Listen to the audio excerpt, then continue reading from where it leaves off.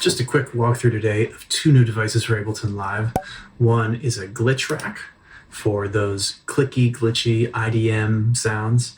And the second is something I call Mechanizer, which takes a single MIDI note and churns out a jittery arpeggiator signal for stuttery mechanical digital effects. I first developed these devices working on a track that features a lot of really warm organic sounds, strings, real gooey vocal, and I wanted to find something to cut against those elements. And I thought of a couple albums that I was really into from the early 2000s, in particular one by the Icelandic band Mum, that utilize real glitchy click sounds. This used to be called IDM, but used it in a way that was very warm and intimate, despite the harshness of the sound sources. So I'll give you a little playthrough of how the track wound up.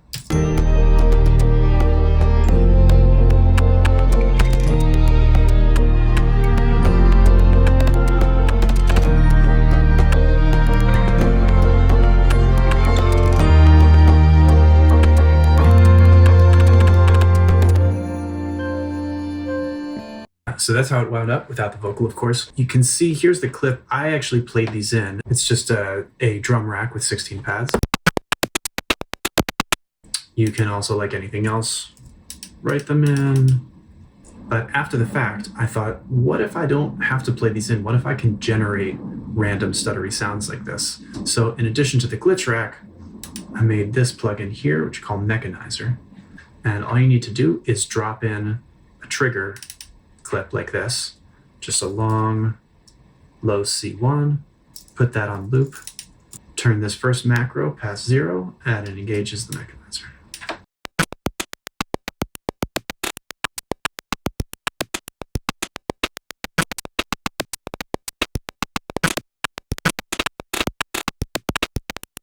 I'm gonna drop this trigger clip in the section of the song I was just playing you, and we'll see what sorts of new sounds and rhythms we can generate. So first thing to play with is the drive macro down here. It's going to have a pretty big impact on how everything after it sounds. You can find something super aggressive or a little more dry. Next up, got a low pass, high pass filter.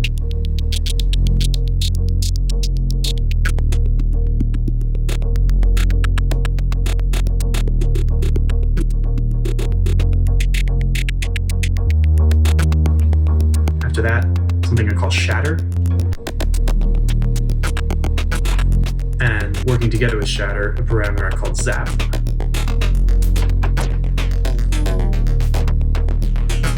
Width. To that bit crusher.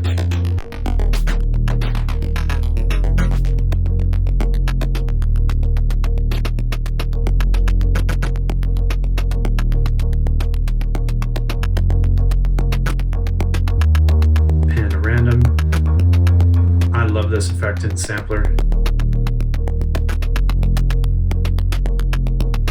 Crush is just a compressor. Wobble is a bit of vibrato, a little stereo vibrato. And then there's a velocity sensitivity as well, in case you wanted to respond to how you play. Now let's take a closer look at what's going on here with Mechanizer. I'll show you how you can build your own, and of course if you want either of these plugins, you can just grab them from the link in the description. Now, as soon as you turn the macro past 0, it activates the main arpeggiator. So we've got device on off, arpeggiator, and randomizer mapped to the on gate. Macro 1 and 0. I also have the gate of the arpeggiator mapped in reverse from 80 to 10, mapped to this first macro, and that way, as you crank it up, the gate gets tighter and tighter.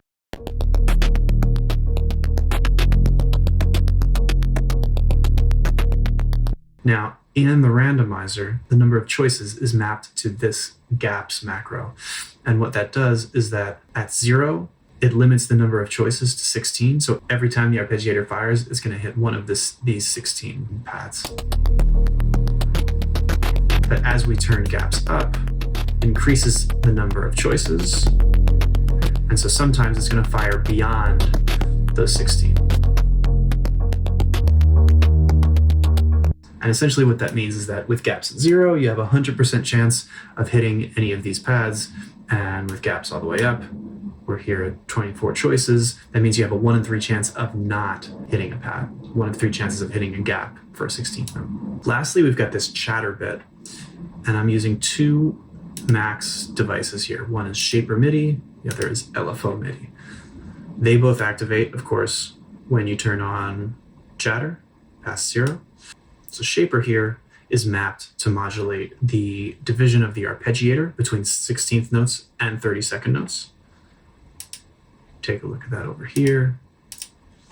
But it would sound really static and predictable if the rate of the Shaper was the same every time. So in order to change that up, I have an LFO set to random with a bunch of jitter and a very small range, very small depth.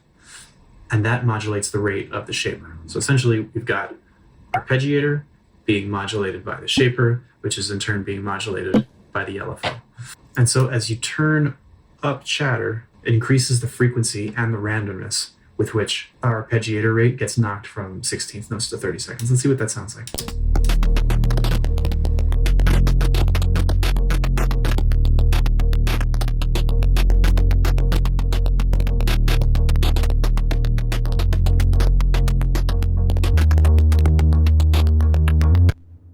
So let's let that roll, and I'm just going to play around with some of the macros that we have for the glitch track.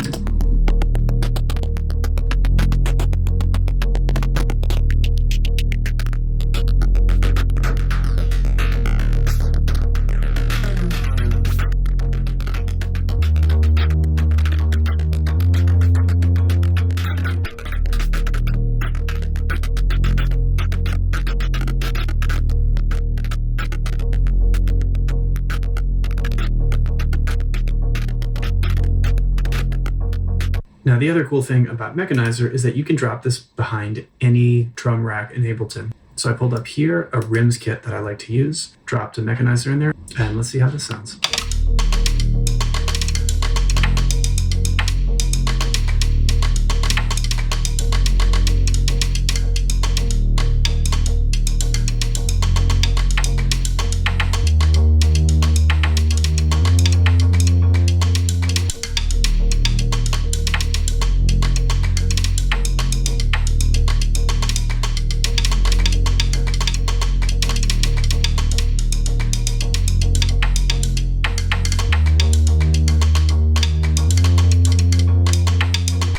So there you have it, 2 new Ableton devices, Glitch Rack, Mechanizer. You can grab them in the link in the description.